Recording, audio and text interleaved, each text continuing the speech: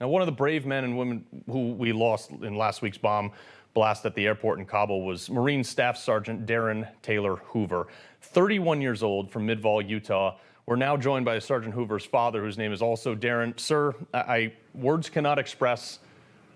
I wish I could do the world for you. I am so sorry to hear about the sacrifice your son had to make, but thank you so much for joining us tonight.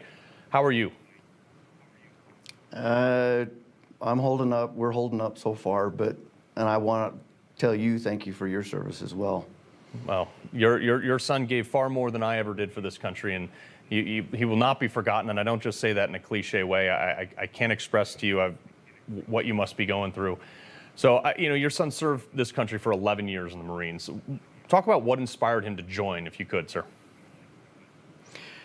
Well, it started long before 9/11, but with his compassion and his love and his big heart for people. But September 11th, when it happened, he was 11 years old. And at that time, after watching everything and trying to understand, asking his mother and I questions about it, he said that he wanted to serve. And we're like, well, okay, you're 11 years old, okay. Mm-hmm. We got some time. And by the time he got in high school, he'd have more life experiences, not much, but a little. Mm-hmm. And in high school, the recruiters would come by, and he decided on the Marine Corps right off the bat. Came home and told us, and we're like, okay, well, let's sit down and we'll talk about it. And we did, and talked it over with a few friends and had them come in and talk to him. And he still ultimately decided that that's where he wanted to be. Yeah. I mean, it's an incredibly selfless decision for him to make, especially with, coming from a great family and a great home. Now, you and your family refused to meet with President Biden, and I don't want to get super political here, sir. I know the media has run its course on this, but honestly, on a personal level, why didn't you want to meet with him? We as a family we talked and decided that Taylor wouldn't want us to do that. And honestly, in my own personal feelings, the emotion is still raw. He's the one that sent them in there and abandoned them. And that sentiment is echoed by several of his teammates from all three of his separate units that he was in, that basically they were abandoned. Mm-hmm. Yeah, it's a tough thing to stomach, and I have,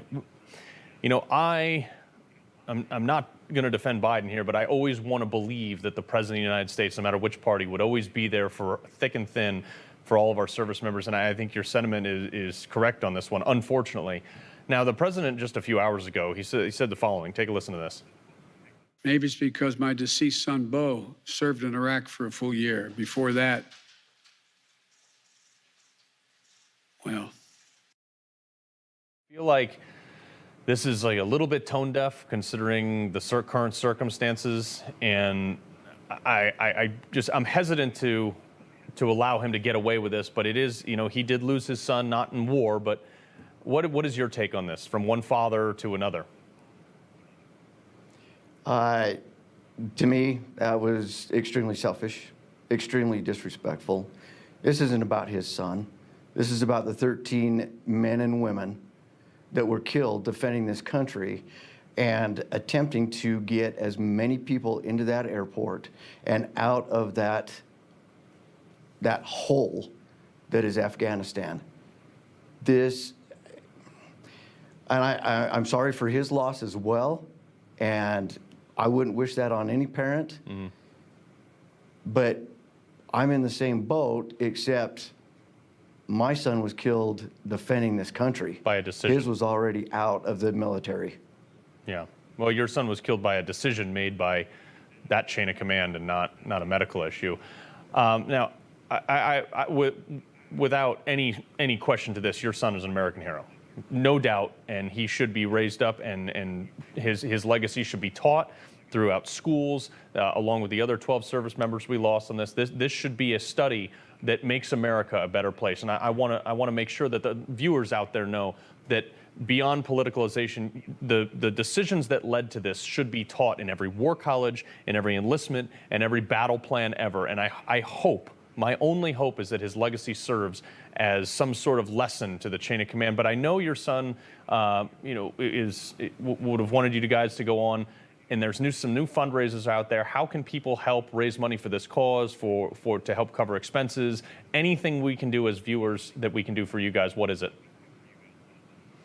There are a couple of them that are out there. One of them was started by his fellow Marines on GoFundMe. And there is another one that was started by the Fraternal Order of Police here in Utah. It's called Help a Hero. Yeah. And the outpouring of love and admiration and support from across this country and actually across the world. I've received a couple of calls from people of other countries telling me how sorry they are that this has happened. Yeah. It's amazing the outpouring of love that is and support that's come in for our family. And rightfully so. Mr. Hoover, father of Marine Staff Sergeant Darin Taylor Hoover, we thank you so much for your time, sir, and we hope you are well. Stay in touch with us, and we'll help you any way we can. Thank you. I appreciate it. All right, folks. We'll be right back.